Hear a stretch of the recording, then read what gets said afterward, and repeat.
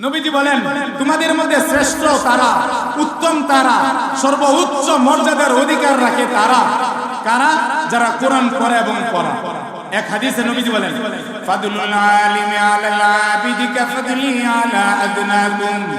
তোমাদের ভিতরে ছোট ব্যক্তি হইতে, তোমাদের মধ্যে ছোট ব্যক্তি হইতে আমি নবীজির মর্যাদা যত বড়, বেইলম আবেদের চেয়ে তোমাদের ভিতরে একজন খাঁটি হাফেজ আলেম মুফতি মুহাদ্দিস শাইখুল হাদিস যে এলেম অনুযায়ী আমল করে তার মর্যাদা তত বড়, তত বড়। সুবহানাল্লাহ, সুবহানাল্লাহ, সুবহানাল্লাহ। এখন দুইটা বিষয় বর্ণনা করলাম, মাদ্রাসার ছাত্রদের কি ফজিলত, যারা পড়া উস্তাদদের কি ফজিলত। আমরা যারা মাদ্রাসায় ছাত্র দিলাম না, অথবা আমরা যারা মাদ্রাসায় পড়তে পারলাম না, অথবা আমরা মাদ্রাসায় শিক্ষকতা করতে পারি না, কিন্তু আমি ছেলে দিয়া অথবা বিভিন্ন ভাবে আমরা সাহায্য সহযোগিতা করি, আমাদের কি ফজিলত। আমাদের অনেক ভাই এমন আছে যে আমাদের ছেলে নাই, মেয়ে নাই, আমরা মাদ্রাসায় পড়াইতে পারি না, অথবা আমরা নিজেরাও শিক্ষকতা মাদ্রাসায় করতে পারতেছি না।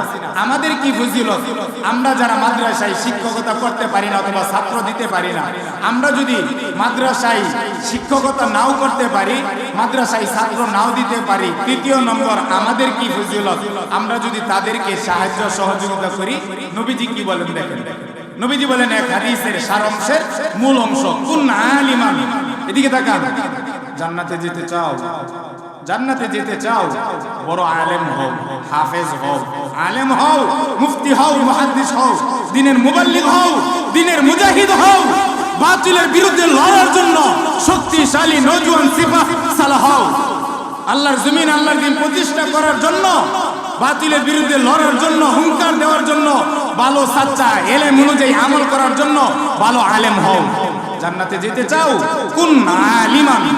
এক নম্বর, জান্নাতে যেতে চাও, আলেম হও। জান্নাতে যাওয়ার জন্য নবীজি বলেন কুন আলিমান। জান্নাতে যেতে চাও, আলেম হও। কোন আলেম? যে আলেম এলেম শিখছে, হাফেজ হাফেজ হয়েছে, আলেম আলেম হয়েছে, মুফতি মুফতি হয়েছে, শাইখুল হাদিস হয়েছে, বক্তা বক্তা হয়েছে, মুফাসসির হয়েছে, আরো বিভিন্ন ভাবে বড় ধরনের লেখাপড়া করেছে, পাশাপাশি আলেম এলেম অনুযায়ী আমল করে, তার কথা নবীজি বললেন। যে হাফেজ হয়েছে, নামাজ পড়ে না, রোজা রাখে না, আলেম হয়েছে, নামাজ পড়ে না, রোজা রাখে না, দাড়ি কাটে, ফাসিকি করে, আল্লাহর বিরুদ্ধে যে আল্লাহর জমিন আল্লাহর দ্বীন প্রতিষ্ঠা করার জন্য প্ল্যান করে না, জিহাদের তামান্না দিলে নাই, আল্লাহর জমিনে দ্বীন প্রতিষ্ঠা করার জন্য মন মানসিকতা তার নাই, সে দাওয়াতের কাজ করে না, তাবলীগের কাজ করে না, জিহাদের কাজ করে না, দাওয়াতের কাজ করে না, বাতিলের বিরুদ্ধে লড়ে যায় না, লড়ে না, সৎ কাজের আদেশ করে না, অসৎ কাজের নিষেধ করে না, সেই আলেমের কথা বলে নাই। বলছে কোন আলিমান, তুমি সাচ্চা আলেম হও। কেন কেন কেন কেন? হাসরের ময়দানে এক শ্রেণীর আলেম আছে, তাদের দ্বারা জাহান্নাম উদ্বোধন করবে। তারা কারা? যে আলেম হয়েছে, নিজে ওয়াজ করে আমার মতো, আল্লাহ মাফ করো, আল্লাহ মাফ করো। আলেম হয়েছে কিন্তু এলেম শিখছে কিন্তু আমল করে না, এমন আলেমরে দিয়া জাহান্নাম উদ্বোধন করবে। নবীজি বললেন কোন আলিমান, জান্নাতে যেতে চাও, আলেম হও। কোন আলেম? এলেম অনুযায়ী আমল করে যে আলেম, এমন আলেম হও। কোন আলিমান, জান্নাতে যেতে চাও, আলেম হও। আও মুতাআল্লিমান, যদি আলেম না হইতে পারো, ছাত্র হও। প্রশ্ন করেন, হুজুর কথা কয় না, আপনি আলেম হইতে পারেন নাই, সমস্যা নাই, আপনি ছাত্র হইতে পারেন নাই, সমস্যা নাই। নবীজি বলেন 3 নম্বর, জান্নাতে যাওয়ার জন্য তোমার জন্য আরেকটা রাস্তা হইল আও মুঈনান, তুমি আলেমকে, মাদ্রাসার ছাত্রকে সাহায্য করো, সহযোগিতা করো, তোমার সাধ্য অনুযায়ী সাহায্য সহযোগিতা তুমি করো, তাহলে তুমিও 3 নম্বর কাতারে জান্নাতে যাইতে পারবা। 3 নম্বর। এতটুকু বলার পরে নবীজি চুপ হয়ে গেছে, সাহাবাদের সামনে আলোচনা শোনানোর পরে চুপ হয়ে গেছে। মাঝখান থেকে ফাকামা আমামা, মাঝখান থেকে একজন সাহাবী দাঁড়ায় গেছে, দাঁড়ায় বলতেছে, ইয়া রাসূলুল্লাহ, ইয়া হাবিবাল্লাহ, লা আস্তাতি আলা হাদা সালাসা, আমি এই 3 প্রকারের কোন এক প্রকারের মধ্যেও শামিল হতে পারবো না, তাহলে কি আমি জান্নাতে যাব না ইয়া রাসূলুল্লাহ? সুবহানাল্লাহ। 3 দিন পরে বললেন এই কথাটা, জান্নাতে যাওয়ার জন্য আলেমের কথা বললেন। এক নম্বর, যে এলেম অনুযায়ী আমল করে সে আলেম জান্নাতে যাবে। দুই নম্বর, ছাত্র মুতাআল্লিমান, যে ছাত্র সে জান্নাতে যাবে। তিন নম্বর, মুস্তামিয়ান অথবা মুঈনান, যে আলেমকে মাদ্রাসার ছাত্রকে সাহায্য সহযোগিতা করবে সেও জান্নাতে যাবে। হুজুর হুজুর লা আস্তাতি আলা হাদা সালাস, আমি তো তিন প্রকারের কোনো এক প্রকারের মধ্যেও তো করব না। তার মানে হুজুর আমি আলেমও হতে পারলাম না, হতে পারবো না, আমার বয়স হয়ে গেছে। ছাত্রও হইতে পারবো না, আমার দাঁত পড়ে গেছে, চোখের পাওয়ার কমে গেছে, শরীরে শক্তি কমে গেছে। হুজুর ইসলাম ধর্ম গ্রহণ করার পরে আমার আব্বা আম্মা, আমার 14 পুরুষ আমাকে সমস্ত টাকা পয়সা রেখে দিয়ে, আমাকে উলঙ্গ করে সব রেখে দিয়ে আমাকে বিদায় করে দিয়েছে। আমি কোনো কিছুই নিয়ে আসতে পারি নাই। হুজুর আমি তো আলেমও হইতে পারবো না, আমি তো ছাত্রও হইতে পারবো না।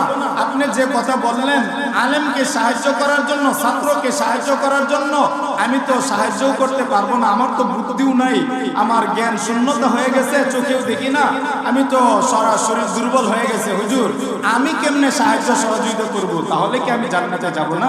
সুবহানাল্লাহ। নবীজি ফাসাকাতাহু সাকাতাল আন, চুপ হয়ে বসে রইছেন। আল্লাহ জিবরিলে পাঠাইলেন। সুবহানাল্লাহ সুবহানাল্লাহ। আল্লাহ জিবরিলে পাঠাইলেন, ইয়া আখি জিবরাইল, জলদি যাও, নবীকে গিয়া বলো যারা আলেম হতে পারে নাই, ছাত্রও হইতে পারে নাই, সাহায্য সহযোগিতাও করতে পারে নাই, তাদেরকে গিয়ে 4 নম্বর আরেকটা কথা বলো, এই 4 নম্বর কাতারে গেলেও অধিকাংশ মানুষ জান্নাতে যাবে, জান্নাতে যাবে। 4 নম্বর কি? আও মুহিব্বান, তুমি আলেমকে মহব্বত করবা দিল থেকে। কোন আলেমকে? যে আলেম এলেম অনুযায়ী আমল করে, যে হাফেজ, যে আলেম, যে মুফতি, যে মুহাদ্দিস, যে শাইখুল হাদিস, যে বক্তা, যে বড় পীর, যে বুজুর্গ, যে আল্লাহর ওলি নিজেকে দাবি করে বলে কিন্তু কাজে মিলে না, তার কথা মানা যাবে? কথা কয় না, তার কথা মানা যাবে না। সম্মানিত ভাইরা, তাহলে আমি যে 4টা কথা বলতে চাইছিলাম, 1 নম্বর মাদ্রাসার ছাত্রদের কি ফজিলত, 2 নম্বর উস্তাদদের কি ফজিলত, 3 নম্বর আমরা যারা মাদ্রাসার ছাত্রও না, শিক্ষকও না, 3 নম্বর আমাদের কি ফজিলত, আমরা যদি মাদ্রাসার ছাত্রদেরকে আলেমদেরকে মহব্বত করি। আমাদের 4 নম্বর কাতার হলো আও মুহিব্বান, তোমরা যদি হক্কানি আলেম মাদ্রাসার ছাত্র উস্তাদদেরকে মহব্বত করতে পারো, আমি নবীজি মুজিয়া বললাম আও মুহিব্বান, মহব্বতের কারণেও অনেক মানুষ জান্নাতে চলে যাবে। শেষ করে দিচ্ছি অল্প সময়ের ভিতরে। এখানে আরেকটা ঘটনা শুনলে অনেক ভালো লাগে, বলবো। উমর রাদিয়াল্লাহু তাআলা, নাম শুনছেন না? আল্লাহু আকবার, আল্লাহু আকবার। উমর যে রাস্তা দিয়ে হাঁটতেন, বড় বড় শয়তান, ইবলিস শয়তান সহ মানুষ রূপী তো কিছু শয়তান আছে না নাই? কথা কয় না। যদি মানুষ রূপী শয়তান না থাকতো, কুরআনুল কারীমের 114টা সূরার ভিতরে 6666 নম্বর আয়াত, মিনাল জিন্নাতি ওয়ান, বলেন সবাই বলেন, মিনাল জিন্নাতি ওয়ান নাস। শয়তান 2 ধরনের, একটা হলো জিন শয়তান আর একটা হলো মানুষ রূপী শয়তান। জিন শয়তান তো ইবলিস শয়তান, এটা তো সবাই চিনেন বা শুনছেন আলোচনা। মানুষ রূপী শয়তান কারা? মানুষ রূপী শয়তান তারা যারা কোরআনের আইন চায় না। মানুষ রূপী শয়তান তারা যারা সুদ দেয়, যারা ঘুষ দেয়, এরা হলো মানুষ রূপী শয়তান। যারা অন্যের জমিন দখল করে, গরিবের উপর জুলুম করে, অন্যের জমিন আত্মসাৎ করে, গরিবের উপর জুলুম করে, অন্যায়ভাবে অন্যের উপর জুলুম করে, এরা মানুষ রূপী শয়তান। এরা মানুষ রূপী শয়তান। আল্লাহ তাআলা বলেন, মানুষ রূপী শয়তান যারা, এরা কোরআনের বিধান চাবে না, আল্লাহর জমিন আল্লাহর খিলাফত হোক তারা চাবে না। কেন? তারা চুরি করতে পারবে না, বাটপারি করতে পারবে না, ধোঁকাবাজি করতে পারবে না, তারা মদ খেতে পারবে না, গাঞ্জা খাইতে পারবে না, অন্যের জমিন আত্মসাৎ করতে পারবে না, মনে যা যা তাই করতে পারবে না। এই জন্য তারা যারা মানুষ রূপী শয়তান, এরা চায় না, চাবে না কোনোদিন যে আল্লাহর জমিনে আল্লাহর খিলাফত কায়েম হোক। ঠিক কিনা জোরে বলেন। এই জন্য মানুষ রূপী শয়তান থেকে বাঁচতে হবে। নামাজ যারা পড়ে না তারা মানুষ ভালো না, রোজা যারা রাখে না তারা মানুষ ভালো না, যারা হজ ফরজ হইছে করে না তারা মানুষ ভালো না, সুদ দে সুদ নে, ঘুষ দে ঘুষ নে, অন্যের জমি আত্মসাৎ করে, তারা মানুষ রূপী শয়তান, তারা ভালো মানুষ না। যারা অন্যকে কষ্ট দেয় তারা ভালো মানুষ না। যারা মিথ্যা বলে, গীবত করে, চুগলখড়ি করে, যারা অন্যের দোষ চর্চা করে, আলেমের বিরোধিতা করে, যারা মুরব্বীদেরকে অসম্মান করে, মা বাবার সাথে বেয়াদবি করে, ছোটদেরকে স্নেহ করে না, তারা ভালো মানুষ হতে পারে না। জুড়ে বলেন, চিল্লে বলেন ঠিক কিনা, জুড়ে বলেন ঠিক কিনা, জুড়ে বলেন। আল্লাহ আমাদের সবাইকে মানুষ রূপী শয়তান থেকে বেঁচে থাকার তৌফিক দান করেন, বলেন আমিন। উমর ইবনুল খাত্তাব রাদিয়াল্লাহু তাআলা আনহু আল্লাহর নবীর কাছে এসে বললেন, ইয়া রাসূলুল্লাহ, ইয়া হাবিবাল্লাহ, আমার জন্য দোয়া করেন, আমার জন্য এখন মৃত্যু হয়ে যায়। উমর রাদিয়াল্লাহু তাআলা আনহুর এই কথাটা শুনে আল্লাহ রাসূল সাল্লাল্লাহু আলাইহি ওয়াসাল্লাম বললেন, হে উমর, হে উমর, কি হয়েছে তোমার? কি হয়েছে? হঠাৎ করে তুমি এই কথা বলতেছো, তোমার জন্য মৃত্যু হয়ে যায়, এই জন্য দোয়া করি। উমর, কি হয়েছে? ইয়া রাসূলুল্লাহ, ইয়া হাবিবাল্লাহ, বর্তমান জমানার যে ফিতনা, যে সমস্যা, আমার মনে হয় আমি উমর বেঁচে থাকার চাইতে মরে যাওয়া ভালো। ১৫০০ বছর আগের ঘটনা, নবীজির কাছে বলতেছে। উমর রাদিয়াল্লাহু তাআলা কথাটা শুনে আল্লাহর নবী চুপ হয়ে গেলেন। কিছুক্ষণ পরে জিজ্ঞাসা করলেন, উমর বলো তো, আমি যদি মুহাম্মদ সাল্লাল্লাহু আলাইহি ওয়াসাল্লাম যদি দোয়া করি, তোমার মৃত্যু এখনই হয়ে যাইতে পারে, তোমার মৃত্যু হয়ে যেতে পারে আমি দোয়া করলে।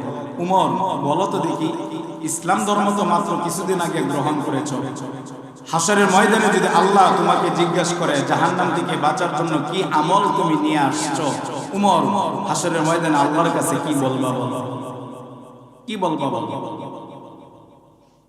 উমর রাদিয়াল্লাহু তাআলা আনহু অনেকক্ষণ চুপ রইলেন। চুপ থাকার পরে অনেকক্ষণ পরে দীর্ঘ একটা শ্বাস ছাড়লেন। শ্বাস ছাড়ার পরে আল্লাহ রাসূলকে বলতেছে লক্ষ্য করে, ইয়া রাসূলুল্লাহ, ইয়া হাবিবাল্লাহ, হাল্লা শাকাক্তা কলবি। হুজুর, আমি এত নামাজ, এত রোজা, এত হজ, এত যাকাত, এত জিহাদ, এত তাবলীগ, এত সৎ কাজের আদেশ, এত অসৎ কাজের নিষেধ, এত ভালো ভালো কাজ করতে পারি নাই। আমার একটা ভালো কাজ আছে। কয়টা? সবাই ঘুমায় পড়ছে। কয়টা ভালো কাজ আছে? কে বলতেছে? উমর রাদিয়াল্লাহু তাআলা। কার কাছে? নবীজির কাছে। আল্লাহর নবী বললেন, উমর, তোমার কত বড় পাওয়ার! কিয়ামতের ময়দানে যেই দিন নবীরা পর্যন্ত নাফসি নাফসি করবে, সেই দিন তোমাকে আল্লাহ জিজ্ঞাসা করলে তুমি একটা আমলের কথা বলতেছো। তোমার কি মনে আশা যে এই একটা আমলের কারণে আল্লাহ তোমাকে জান্নাত দিয়ে দিবে? উমর বলেন, আল্লাহ শাকাক্তা কলবি, আমি উমর সত্যিই বললাম, সিদকাম মিন কলবি, আমি আমার অন্তর দিয়ে বিশ্বাস করে, ইয়াকিনান বিশ্বাস দিয়ে বললাম, আমি যদি এই আমলের কথাটা বলতে পারি আল্লাহ আমাকে জান্নাত দিয়ে দিবে। নবীজি বললেন, উমর বলো তো কি আমল? ইয়া রাসূলুল্লাহ, ইয়া হাবিবাল্লাহ, আপনি কি এই আলোচনা শুনাইছিলেন জান্নাতে যাওয়ার জন্য যত রাস্তা আছে? এক হাদিসে আপনি বললেন 4টা রাস্তা। কি?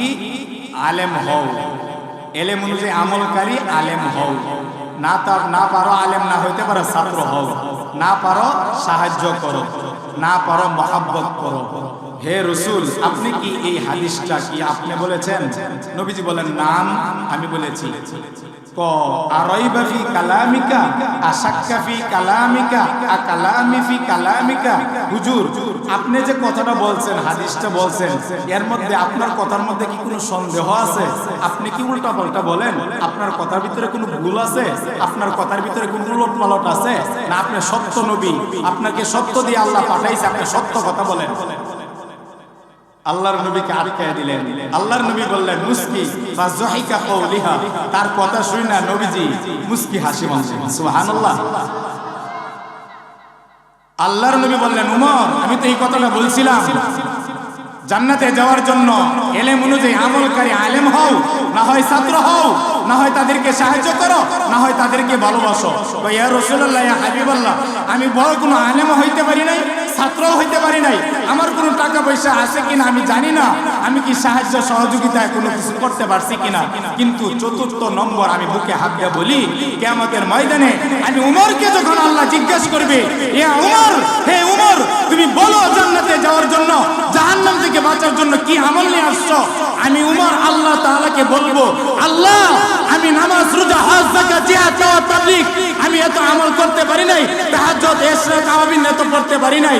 আপনি আমার দিলটা ফাইরা দেখেন, হে আল্লাহ আমি সবচাইতে বেশি ইসলাম ধর্ম গ্রহণ করার পরে হকের পথে বাতিলের বিরুদ্ধে আমার অন্তরের ভিতরে আল্লাহ এবং আল্লাহ রাসূলকে সবচাইতে বেশি মহব্বত করতাম।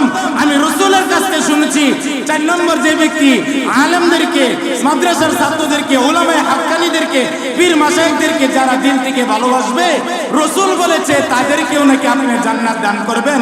আল্লাহর নবী সত্য বলেছেন, আল্লাহ আপনি রাসূলের কথা অনুযায়ী আমাকে মাফ করেন। আল্লাহর নবী রিওয়ায়াতের ভিতরে আসছে, আল্লাহর নবী এই হাতের দ্বারা উমরকে থাপ্পড় দিলেন, থাপ্পড় দিলেন,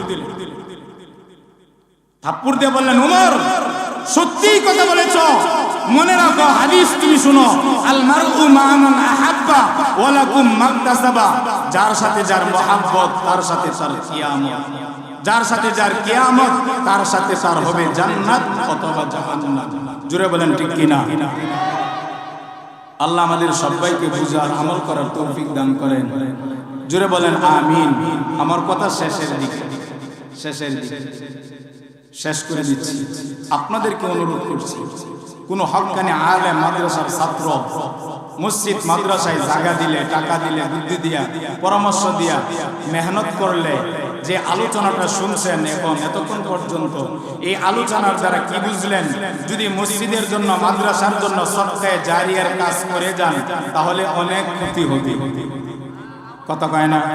যারা বলেন নাই তাদের মনে হয় অনেক ক্ষতি হবে না? লাভ আছে না নাই? বলেন লাভ আছে না নাই? তাফসিরে কাবির থেকে আল্লামা ইমাম ফখরুদ্দিন রাজির ঘটনা শোনাইলাম। আমি আপনাদেরকে অনুরোধ করে বলছি, যদি জান্নাতে যেতে চান, যত আমল আছে তার ভিতরে শ্রেষ্ঠ আমলের ভিতরে নবীজির সবচেয়ে বড় বড় ভালো ভালো কাজের ভিতরে একটা ভালো কাজ ছিল, নবীজি মসজিদ করতেন, মাদ্রাসা করতেন এবং সাহাবাদেরকে বলতেন তোমরা নিজেরাও করবা, অপরের কাছে দাওয়াত দিবা, তোমরা নিজেরাও সাহায্য করবা, অপরকে দাওয়াত দিবা সাহায্য করার জন্য। বলেন সাহায্য সহযোগিতা, ছেলে মেয়ে দিয়া, লজিং রাইখা, টাকা পয়সা দিয়া মসজিদে দিকে আসলাম, এশারের নামাজ এখানে পড়ছি, মসজিদে দিকে আসলাম, পিলার হচ্ছে, মাদ্রাসায় জায়গা সংকুলন হয় না। আলহামদুলিল্লাহ, আলহামদুলিল্লাহ, জুড়ে চিল্লায় বলেন আলহামদুলিল্লাহ, আলহামদুলিল্লাহ বলেন। বহু মাদ্রাসায় প্রোগ্রামে যাই, গিয়া শুনি হুজুর আমাদের মাদ্রাসা ছাত্র নাই, এলাকাবাসী ছাত্র দেয় না। আর আশ্চর্যের ঘটনা, আপনাদের কমিটির লোকজন আমাকে বলতেছে হুজুর এত ছাত্র ছাত্রী হয়েছে, এত ছোট ছোট পোলাপানরা মাদ্রাসায় আসছে, এদেরকে বসার দেওয়ার জন্য ঘর পাই না, জাগার সমস্যা, ঘরের সমস্যা। এটা এর চাইতে বড় ভাগ্যবান আর কি হতে পারে? এর চাইতে সৌভাগ্যবান আপনার আর কি হতে পারে যে আপনার আধ হাত জমিনের ভিতরে, আপনার আধ হাত, অর্ধ হাত, 1 হাত, 5 হাত জমিনের ভিতরে মাদ্রাসার ছাত্ররা কোরআন তেলাওয়াত করবে, হাদিসের তেলাওয়াত করবে, কোরআন পড়বে, হাদিস পড়বে। সৌভাগ্যবান আপনারা, সত্যি ভাগ্যবান। ইসলামের দুর্গকে রক্ষা করার জন্য এই মসজিদ, মাদ্রাসা, পীর, হাক্কানি বুজুর্গ, আলেম ওলামা, এদের ছাড়া অন্য কোনো রাস্তা নাই। এই জন্য বায়ুদুস্থ বুজুর্গ, এই মসজিদের বাকি কাজটা, মাদ্রাসার বাকি কাজটা যেন হয়, সব সময় তো আপনারা সাহায্য সহযোগিতা করেন। আপনাদেরকে শেষ ঘটনা শুনে, দাউদ নবীর ঘটনা শুনছেন না? নাম শুনছেন না? দাউদ নবী, এদিকে তাকান। দাউদ নবীর নাম শুনছি না? দাউদ আলাইহিস সালাতু ওয়াস সালাম এক জায়গায় বসে বসে, হয়তোবা মসজিদে অথবা নদীর কিনারে অথবা কোন এক খানকায় জায়গায় বসে বসে দাউদ নবী তার উম্মতদেরকে আলোচনা শোনাইতেছেন, কোরআন হাদিসের ইলম শোনাইতেছেন, শিখাইতেছেন। দাউদ নবীর কাছে হঠাৎ একজন ফেরেশতা আসলেন, আয়েশা সালাম দিলেন, আসসালাতু ওয়াসসালামু আলাইকা ইয়া দাউদ আলাইহিস সালাম, ইয়া নবী আল্লাহ, হে আল্লাহর নবী, আল্লাহর পক্ষ থেকে আপনার শান্তি বর্ষিত হোক। দাউদ নবী সালামের উত্তর দিয়ে জিজ্ঞেস করলেন, মালাকুল মউত তুমি আসছো কেন? এই মালাকুল মউত তুমি আসছো কেন? আযাইর আম কাবিস, কি আমার সাথে সাক্ষাৎ করার জন্য আসছো না আমাকে নিয়ে যাওয়ার জন্য আসছো? দাউদ নবী মালাকুল মউত ফেরেশতাদেরকে দেখিয়া জিজ্ঞাসা করলেন, তুমি কেন আসছো? আপনার সাথে সাক্ষাৎ করার জন্য আসছি। সত্যি? জি। দাউদ নবী সাথে মালাকুল মউত কথা বলতেছে ফেরেশতা।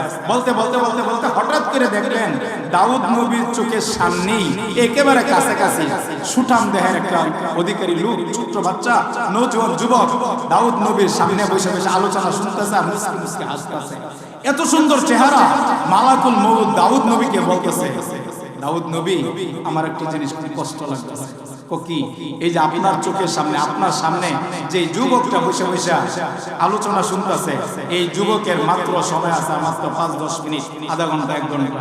এরপরে তার জান কবজ করার জন্য আমি তারে সব জায়গায় খুঁজছি, পাই নাই। একজন বললেন, আল্লাহ ইশারা করলেন যে আপনার দরবারে নাকি আয়েশা বসে বসে ওয়াজ শুনতেছে।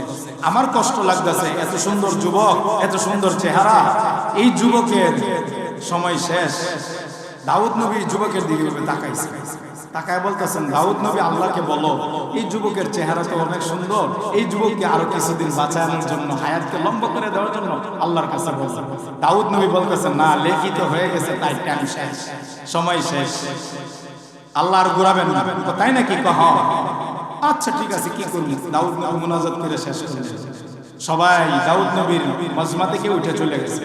পরের দিন মালাকুল মউত আবার আসছে, অথবা 2 দিন পরে আবার আসছে, 1 সপ্তাহ পরে আবার আসছে। দাউদ নবী আবার ওই প্রতিদিনের মতো ওই জায়গায় বসে বসে আলোচনা শোনাইতেছেন। ওই যে যুবকের কথা বললেন, মাত্র সময় 5-10 মিনিট, আধা ঘন্টা, 1 ঘন্টা, তার জান কবজ করার জন্য মালাকুল মউত তাকে খুঁজতেছে। এখানে পাইছে, আয়েশা দেখে ওই যুবক আবার দাউদ নবীর চোখের সামনে বসে বসে হাসতেছে, মুস্কি মুস্কি আলোচনা শুনতেছে। সুবহানাল্লাহ। দাউদ নবী মালাকুল মউতকে জিজ্ঞাসা করে আমাকে নিয়ে যাওয়ার জন্য আসছো না যুবককে? মালাকুল মউত, ঘটনা কি? তুমি না বললা 1 সপ্তাহ আগে, 2 দিন আগে, 1 দিন আগে বললা এই যুবকের হায়াত শেষ, এই যুবকের 5-10 মিনিট, 1 ঘন্টা, আধা ঘন্টা বাকি আছে। তাহলে 1 সপ্তাহ পরে, 5 দিন, 2 দিন পরে এই যুবক আবার 1 দিন পরে আমার মজমার ভিতরে আসলো। কই, সে তো বললো না। ও, বোঝা যায় আমরা না শুধু মালাকুল মউত ফেরেশতা, তোমরাও মনে হয় মাঝে মাঝে মিথ্যা কথা বলতে। মালাকুল মউত হাসতেছে, হুজুর মনে কিছু নেন না, এই প্রশ্ন তো আমি আল্লাহকেও করছিলাম। সুবহানাল্লাহ। কোন এই প্রশ্ন তো আমি আল্লাহকেও করছিলাম হুজুর, আমিও তো আল্লাহকে প্রশ্ন করছিলাম যে যুবকের হায়াত তো শেষ, তাহলে যুবক 1 সপ্তাহ চলে গেল, এখনো তার মৃত্যু হলো না। আমি আল্লাহকেও প্রশ্ন করছিলাম। আল্লাহ কি জবাব দিছে? হুজুর, যেই দিন যুবকের হায়াত মাত্র 5-10 মিনিট, আধা ঘন্টা বাকি, আপনার মজমা থেকে যুবক ঘর থেকে বের হইছে, হওয়ার সাথে সাথে দেখে রাস্তার মধ্যে এক ভিক্ষুক হাত তুলে বসে আছে। ভিক্ষুক এই যুবককে বলে, এই যুবক, হায়াতকে লম্বা করতে চাস? তোর জীবন যৌবন আরো লম্বা করতে চাস? কি আছে তোর পকেটের মধ্যে? আল্লাহর রাস্তায় আমাকে দে, আমি এতিম, আমি অসহায়, আমি মিসকিন, আমি আল্লাহর জন্য তোর কাছে ভিক্ষা চাওয়ার জন্য আসছি, আমাকে দে, আমি দোয়া করবো, আমার দোয়া মুস্তাজাব দাও, আমি দোয়া করবো, তোর হায়াতকে আল্লাহ লম্বা করে দিবে। যুবক পকেট থেকে যা পাইছে বাইর করে দোয়া দিছে। আমি দোয়া করছি, যুবকের দোয়া, ওই ব্যক্তির দোয়া, মিসকিন, এতিম, অসহায়ের দোয়া, ভিক্ষুকের দোয়া আল্লাহ কবুল কইরা এই যুবকের হায়াতকে আল্লাহ তাআলা লম্বা করে দিচ্ছে। সুবহানাল্লাহ। লম্বা করে দিচ্ছে। কতদিন লম্বা হয়েছে? কই যুবক পকেটে হাত দিছে, হাত দিয়ে দেখে কয় টাকা, দেখলো না, না দেখা যুবক পকেটে যা আছে সব দিয়ে দিছে। ভিক্ষুকরে দেখলো, ভিক্ষুকে গয়না দেখে মাত্র 6 টাকা, 6 আনা, 6 দিরহাম, 6 পয়সা। তাহলে আল্লাহর অভ্যাস হইল একের বদলাই 10, একের বদলাই কত কয় না, জোরে বলেন, একের বদলাই আপনি 1 টাকা দান করবেন, আল্লাহ আপনার 10 টাকার বিনিময়ে সব দান করবে। চিল্লায় বলেন সুবহানাল্লাহ। যুবক 6 টাকা দান করছে, 6 দিরহাম দান করছে। এই জন্য ভিক্ষুক দোয়া করছে, আল্লাহ তোরা একের বদলে 10 দে। তাহলে যুবক দিছে 6 দিরহাম, 6 টাকা। তাহলে 6 10 কত? জোরে কন না কেন? 6 10 60। সত্যিকার অর্থে সত্যি ঘটনা শোনাইছি, কিতাবে আছে। মুফাসসিরিনে কেরাম, মুহাদ্দিসিনে কেরাম, হায়াতুল মুসান্নিফিনরা কিতাবে উল্লেখ করেছেন। বলেন তো সত্যিকার অর্থে আমার আলোচনা যদি বুঝতে পারেন, বলেন যে যুবককে আল্লাহ তাআলা 6 দিরহাম, 6 টাকা দেওয়ার কারণে, 6 পয়সা দেওয়ার কারণে তার হায়াত যদি আল্লাহ তাআলা 60 বছর যদি বাড়ায়া দিতে পারে, তাহলে ওই আল্লাহর পাওয়ার আছে না নাই? না না জুড়তে কর্ণকে জুড়ে বলেন নাকি আল্লাহর পাওয়ার ভারত তো দাদার বাড়িতে চলে গেছে মনে হয়। না না গেছে মনে হয়। আল্লাহর পাওয়ার কি ভারতে চলে গেছে না আছে? কথা বলেন নাকি আছে না নাই? এখন যদি আপনারা আলোচনা শোনার পরে আপনারা যদি মসজিদের জন্য মাদ্রাসার জন্য, আমি প্রতি বছর আপনাদের কাছে আসি মসজিদ মাদ্রাসার জন্য কিছু কালেকশনের জন্য নাম লেখাই বলি, আপনাদের জন্য আজকেও কিছু 5-10 নম্বর কথা হইল, আমি নিজেও হাফেজ হইলাম না, আলেম হইলাম না, আমি শিক্ষকতাও করলাম না, আলেম হইলাম না, ছাত্রও হইলাম না, তাদেরকে বুদ্ধি দিয়া টাকা দিয়া বিভিন্নভাবে সাহায্য করলাম না, বরঞ্চ তাদের বিরোধিতা করলাম। আমাদের জন্য করণীয় কি? এই 4টে বিষয় আজকে আলোচনা করব। 1 নম্বর কথা, মাদ্রাসার ছাত্রদের ফজিলত কি? বহু হাদিস আছে মাদ্রাসার ছাত্রদের ব্যাপারে। একটা হাদিস আপনাদেরকে শোনাচ্ছি। নবীজি বলেন, قال النبي صلى الله عليه وسلم وإن الملائكة لتدع أجنحتها لذل طالب العلم। নবীজি বলেন, মাদ্রাসার ছাত্ররা যারা কোরআনের ইলম শিখে, হাদিসের ইলম শিখে, আল্লাহ রাসূলকে পাওয়ার জন্য যারা ইলম শিখে, পরকালে আল্লাহকে সন্তুষ্ট করার জন্য, দুনিয়াতে আল্লাহকে সন্তুষ্ট করার জন্য, আল্লাহর জমিনে আল্লাহর দ্বীন প্রতিষ্ঠা করার জন্য, কবরের সওয়াল জবাব যেন আসান হয় এটার জন্য, হাসরের ময়দানে ডান হাতে আমলনামা পাওয়ার জন্য, জাহান্নাম থেকে মুক্তি পেয়ে বিনা হিসেবে জান্নাত পাওয়ার জন্য যেই সমস্ত ছাত্ররা মাদ্রাসায় পড়াশোনা করে, আল্লাহ রাসূল বলেন তাদের পায়ের নিচ দিয়া সম্মানিত ফেরেশতারা তাদের পাখা বিছায় দেয়। জোরে বলেন সুবহানাল্লাহ। সুবহানাল্লাহ কেন বললেন? আপনাদেরও ফায়দা আছে, আপনাদেরও ফায়দা আছে।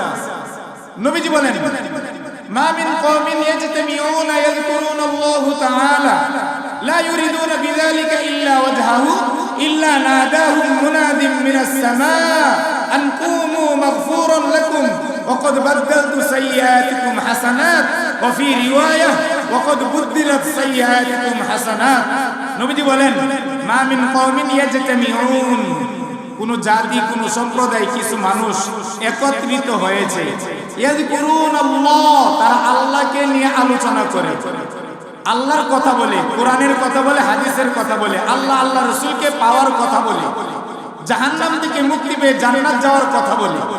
এমন কিছু মানুষ যখন একত্রিত হয়, আল্লাহকে পাওয়ার জন্য যখন একত্রিত হয়, তারা যেখানে বসে সেখান থেকে উঠার আগেই, যারা বসছে সেখান থেকে উঠার আগে আল্লাহ তাআলা তাদের পিছনের সমস্ত গুনাহ খাতা মাফ করে দিয়েছে। মুহাদ্দিসিনে কেরাম অনেকেই এই হাদিসের ব্যাখ্যায় লিখেছেন, কোন ব্যক্তি যদি কোনো দ্বীনি মজমার ভিতরে বসা যদি তওবা করে খাঁটি মনে, আল্লাহ তার জীবনের সব গুনাহ খাতা মাফ করে দেবে।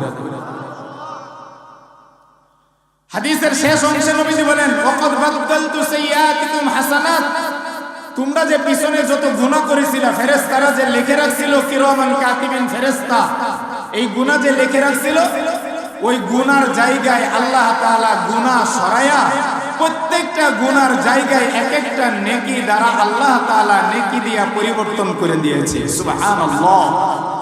জোরে বলেন সুবহানাল্লাহ। তাহলে আমরা এখানে আসতে পেরে আমাদের লাভ হয়েছে না ক্ষতি হয়েছে?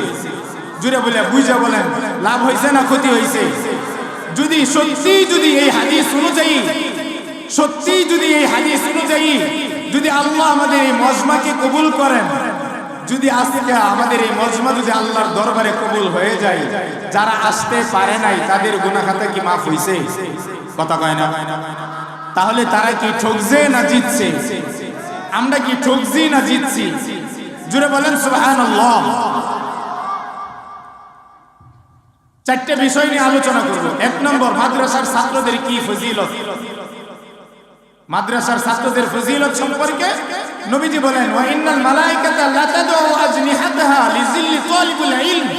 মাদ্রাসার ছাত্ররা যারা কোরআন শিখে, কোরআন শিখায়, যারা মাদ্রাসার ছাত্র কোরআন শিখতে যা, হাদিসের নববী শিখতে যা, আল্লাহর জমিনে আল্লাহর দ্বীন প্রতিষ্ঠা করার জন্য ইলম শিখতে যা, তাদের পায়ের নিচ দিয়া সম্মানিত ফেরেশতারা তাদের পাখা বিছায় দেয়। সুবহানাল্লাহ। একটা হাদিস শোনাই। আরেকটা হাদিস নবীজি বলেন, মান সালাকা তরিকান ইয়ালতামিসু ফীহি ইলমা সাহহালাল্লাহু লাহু বিহি তরিকান ইলাল জান্নাহ। নবীজি বলেন, যে ব্যক্তি ইলমে দ্বীন শিখার জন্য নিজের ঘর থেকে বের হয়, ইলম শিখার জন্য, এমন ইলম যে ইলম দ্বারা আল্লাহকে চেনা যায়, রাসূলকে চেনা যায়, আল্লাহকে পাওয়া যায়, রাসূলকে পাওয়া যায়, এমন ইলম শিখার জন্য যে ইলম দ্বারা জাহান্নাম থেকে মুক্তি পেয়ে জান্নাত যাওয়া যায়, এমন ইলম যারা শিখতে যায়, তারা যখন ঘর থেকে বের হয়, আল্লাহ রাসূল বলেন আল্লাহ তাআলা তাদের জন্য জান্নাতের রাস্তা সহজ করে দেন। আরেকটা কথা শুনেন, মুহাদ্দিসিনে কেরাম উল্লেখ করেছেন, মান সালাকা তরিকান ইয়ালতামিসু ফীহি ইলমা সাহহালাল্লাহু লাহু বিহি তরিকান ইলাল জান্নাহ। এই হাদিসের ব্যাখ্যায় অনেক মুহাদ্দিসিনে কেরাম বলেছেন, যার বাড়ি যতটুক দূরে, যে যতটুক দূর থেকে ইলমে দ্বীন শিক্ষার জন্য যেই মাদ্রাসাতে যাক, যদি সেই ইলমে দ্বীন শিক্ষার জন্য, কোরআনের ইলম শিক্ষার জন্য, হাদিসের ইলম শিক্ষার জন্য তার বাড়ি যত দূর থাকবে, সে যে তার বাড়ি থেকে যত দূর পর্যন্ত মাদ্রাসায় আসবে, কেমন জানি সেই এতটুকু রাস্তা জান্নাতে আগায়া গেল। সুবহানাল্লাহ, সুবহানাল্লাহ, সুবহানাল্লাহ। দুইটা হাদিস শোনাইলাম। মাদ্রাসার ছাত্রদের কি ফজিলত? এক নম্বর, সম্মানিত ফেরেশতারা তাদের পায়ের নিচে তাদের পাখা বিছায় দেয়, এক নম্বর হাদিস। দুই নম্বর হাদিস, ইলমে দ্বীন শিক্ষার জন্য যারা ঘর থেকে বের হয়ে আসে, আল্লাহ তাআলা তাদের জন্য জান্নাতের রাস্তা সহজ করে দেয়। দুইটা হাদিস শোনাইলাম। এখন যারা কোরআনে কারীমের ইলম শিক্ষা দেয়, যারা উস্তাদ, শিক্ষক, আপনাদের মাদ্রাসার শিক্ষক, সমস্ত পৃথিবীতে যত শিক্ষক আছে যারা কোরআনের ইলম শিখা, হাদিসের ইলম শিখা, চাই এটা কওমি মাদ্রাসায় হোক, চাই এটা আলিয়া মাদ্রাসা হোক, চাই এটা স্কুল, কলেজ, ইউনিভার্সিটি, ভার্সিটি হোক, যে কোনো জায়গায় হোক, যদি তার সে যদি শিক্ষকতা পেশা সে যদি চাকরি করে, আর যদি সে যদি ইলমে দ্বীন শিখা, তাহলে তার কি ফজিলত? নবীজি বলেন, ইন্নাল উলামা ওয়ারাসাতুল আমবিয়া ওয়া ইন্নাল আমবিয়া লাম ইউরিসু দিনারান ওয়ালা দিরহামা ফামান আখাযাহু আখাযা বিহাজ্জিন ওয়াফির।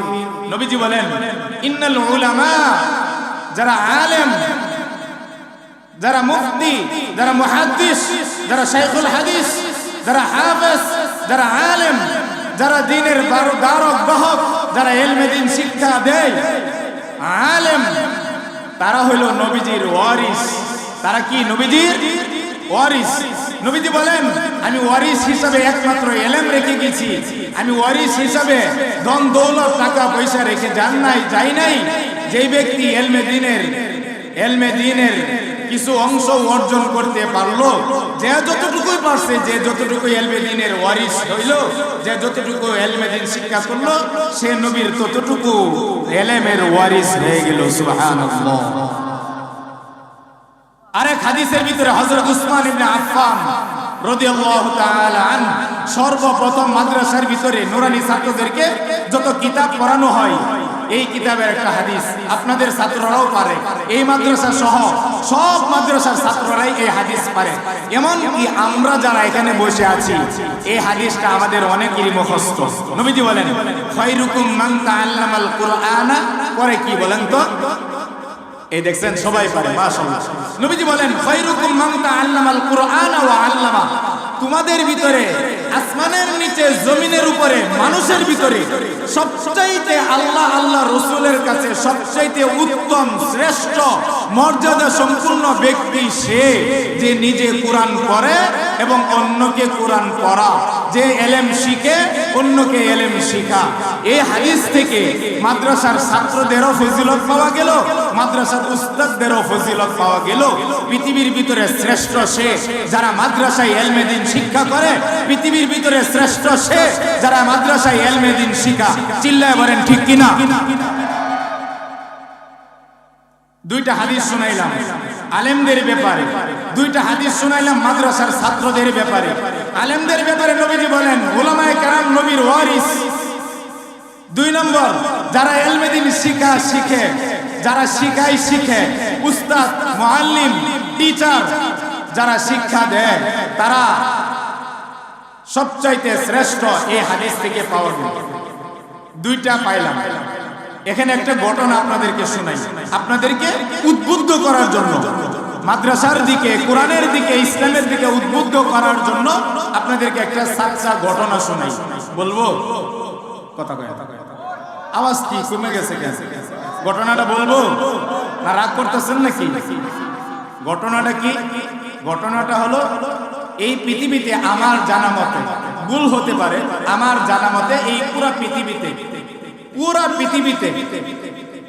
সারা পৃথিবীতে তাফসীরের 42টা কিতাব আছে, প্রায় 42টা তাফসীরের কিতাব আছে। তার ভিতরে তাফসীরের একটা কিতাবের নাম হলো তাফসীরে কাবীর। বলেন নাম কি? বলেন নাম কি? আমাদের উস্তাদজিকে জিজ্ঞাসা করেন, বা আপনারা যারা মাদ্রাসায় পড়াশোনা করছেন বা বিভিন্ন ভাবে যারা পড়াশোনা করছেন, আরবি গ্রামার করেছেন, আরবি সম্পর্কে যাদের জ্ঞান আছে তারা বুঝতে পারবেন কাবীরুন শব্দের অর্থ হলো বড়। কাবীরুন শব্দের অর্থ কি? বড়। মুহাদ্দিসিনে কেরাম বলছেন এই কাবীরুন শেষে যে তানবিন আছে, এই তানবিনকে বলা হয় তানবিনে তাজিম, মহা বড়। মুহাদ্দিসিনে কেরাম বলেছেন তাফসীরে কাবীরটা ছিল ওই জমানার সবচাইতে বড়, এর চাইতে বড় তাফসীরের কিতাব ওই জমানায় আর ছিল না। এই তাফসীরে কাবীরের ঘটনা লেখছেন কে? তাফসীরে কাবীর লেখকের নাম হলেন আল্লামা ইমাম ফখরুদ্দীন রাজি। আল্লামা ইমাম ফখরুদ্দীন রাজি রাহমাতুল্লাহি আলাইহি তাফসীরে কাবীরের ভিতরে ঘটনা লেখছেন। মুসা আলাইহিস সালাতু ওয়াস সালামের জামানায় নবী মুসা পয়গম্বর একদিন কোথাও প্রোগ্রামের জন্য যাচ্ছেন, রাস্তা দিয়ে যাচ্ছেন, হঠাৎ করে রাস্তা দিয়ে যাচ্ছেন, এই রাস্তার পাশেই দেখলেন কিছু কবর। মুসা আলাইহিস সালাতু ওয়াস সালাম যখন এই রাস্তা দিয়ে যাচ্ছেন, কবরটার কাছাকাছি যাওয়ার পরেই দেখলেন কবরের ভিতরে আযাব হচ্ছে। এখানে একটা ভালো করে কথা শুনেন, নবীদেরকে যুগে যুগে সমস্ত নবীদেরকে অথবা কিছু কিছু নবীদেরকে আল্লাহ তাআলা অনেক সময় কবরের আযাব দেখাইতেন উম্মতকে সতর্ক করার জন্য, উম্মতকে শোনানোর জন্য, উম্মতকে বলার জন্য, সতর্ক করার জন্য, যেটা কোনো উম্মতকে আল্লাহ তাআলা দেখাইতেন না। যুগে যুগে নবীদেরকে দেখাইতেন কেন? উম্মতকে বলার জন্য, হেদায়েত করার জন্য। মুসা আলাইহিস সালাতু ওয়াস সালাম জলিল কদর পয়গম্বর নবী মুসা আলাইহিস সালাম রাস্তা দিয়ে হাঁটিয়া যাচ্ছেন, পাশেই কবর। কবর থেকে দেখলেন কবরের ভিতরে আযাব হচ্ছে। মুসা আলাইহিস সালাতু ওয়াস সালাম অল্প সময়ের জন্য ওইখানে দাঁড়ায় গেলেন। দেখলেন কবরে যে আযাব হচ্ছে, এখন যদি এই কবরের কাছে যাই, কথা বলি, সময় নষ্ট হয়ে যাবে। তাহলে কি আছে, আমি আগে চলে যাই, যে কাজের জন্য যাচ্ছি ওই কাজ শেষ করে যাওয়ার সময়, এই কবরবাসীদের কাছ দিয়ে যাওয়ার সময় কবরবাসীকে আমি অবশ্যই জিজ্ঞাসা করব। মুসা আলাইহিস সালাতু ওয়াস সালাম তাফসীরে কাবীরের ঘটনা, তাফসীরে কাবীর ইমাম ফখরুদ্দীন, আল্লামা ইমাম ফখরুদ্দীন রাজি উল্লেখ করেছেন। আপনারা বলবেন যে আপনাদেরকে হাসানোর জন্য অথবা কোনো কিছু উপহার দেওয়ার জন্য বলতেছি না, মিথ্যা কথা না, তাফসীরে কাবীরের ঘটনা।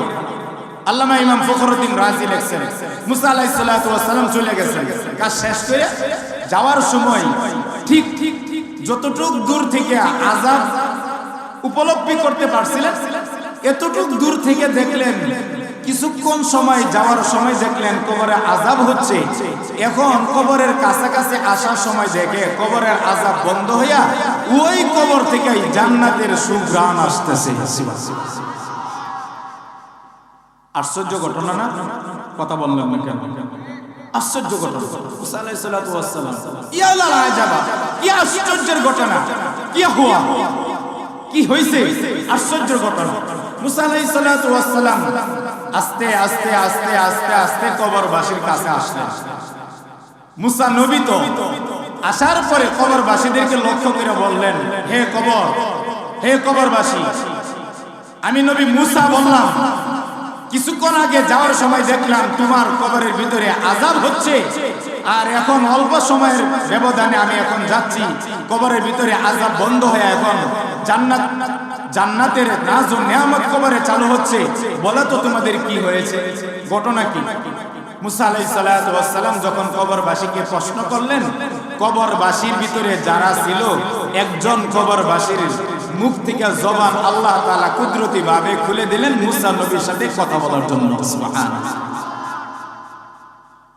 নবীদেরকে আল্লাহ তাআলা আজীব কিছু এমন জিনিস বলেন বা দেখা, কেন? মানুষের হেদায়েতের জন্য, উম্মতকে বুঝানোর জন্য। মুসা আলাইহিস সালাতু ওয়াস সালাম বললেন, বলো কি হয়েছে? কবর থেকে প্রশ্নের উত্তর আসছে। নবী মুসা আলাইহিস সালাতু ওয়াস সালাম, আশ্চর্যের ঘটনা হওয়ার কিছু নাই। আপনি হয়তোবা আপনাকে আল্লাহ তাআলা জানাইবেন, আমার ঘটনা হচ্ছে আমি এমন একজন লোক, আমি মারা গেছি, আমার বংশের ভিতরে আমার স্ত্রী ছাড়া আর দুনিয়াতে কেউ নাই। আমার স্ত্রীকে রেখে আসছিলাম, বিয়ে করছিলাম, ছেলে মেয়ে কিছুই হয় নাই। হঠাৎ করে আমি অসুস্থর মধ্যে পড়ছি। অসুস্থতার পড়ার কারণে ডাক্তারদের কাছে দেখানোর পরে ডাক্তাররা বললেন আমি বেশি দিন বাঁচবো না। যখন ডাক্তাররা এই কথা বললেন, আমি আমার স্ত্রীর দুই হাত জোর করে বললাম, ও আমার প্রাণের স্ত্রী, মনে হয় আমি বেশি দিন বাঁচবো না, তবে আমি তোমার সাথে যে সংসার করেছি, আমার তো কোনো ছেলেও হয় নাই, মেয়েও হয় নাই। প্রাণের স্ত্রী, তোমার কাছে একটা আবদার করে যাচ্ছি, তুমি যদি মনে কিছু না নেও। আবদারটা হইল, আমি তো জীবিত থাকা অবস্থায় আমার ছেলেও হয় নাই, মেয়েও হয় নাই। বোঝা যাচ্ছে জানি না কতদিন বাঁচবো। যদি মরে যাই, মারা যাওয়ার পরে যদি আমার ছেলে হয় অথবা মেয়ে হয়, আমার সন্তানটাকে স্কুল, কলেজ, ইউনিভার্সিটি, ভার্সিটিতে পড়াইবা না পড়াইবা এটা তোমার পরের কথা, কিন্তু সর্বপ্রথম আগে আমার ছেলে হোক অথবা মেয়ে হোক, আমার ছেলেটাকে ইলমে দ্বীন হাসিল করার জন্য, কোরআনের ইলম, হাদিসের ইলম শিক্ষার জন্য সর্বপ্রথম আগে মাদ্রাসায় ভর্তি করবা। এই ওয়াদাটা কি প্রাণের স্ত্রী আমার সাথে করতে পারো? স্ত্রী ওয়াদা করলেন, প্রাণের স্বামী আমি ওয়াদা করলাম, যদি আমি জীবিত থাকি, আপনার ছেলে আপনার মেয়ে যদি বড় হয়, বুঝমান হয়, মাদ্রাসা পড়ার মতন, কোরআনের ইলমের শিক্ষার মতন বয়স হয়, আমি যদি জীবিত থাকি, আমার সন্তান ছেলে হোক মেয়ে হোক, আমি মাদ্রাসায় দিব, ওয়াদা করলাম। এই ওয়াদা করার কিছুদিন পরেই স্বামী মারা গেছে। মারা যাওয়ার আগে বাচ্চা দুনিয়াতে আসতে পারে নাই। মুসা আলাইহিস সালাতু ওয়াস সালামকে কবরবাসী বলতেছে, ও নবী মুসা, আমার সন্তান এই পর্যন্ত, এই যে আপনি আজকে যে যাচ্ছেন কবরের পাশ দিয়ে, এই পর্যন্ত আমার সন্তান এতটুকু বড় হয় নাই, যেইটুকু বড় হইলে তাকে মাদ্রাসায় ভর্তি করবে, এতটুকু বড় হয় নাই।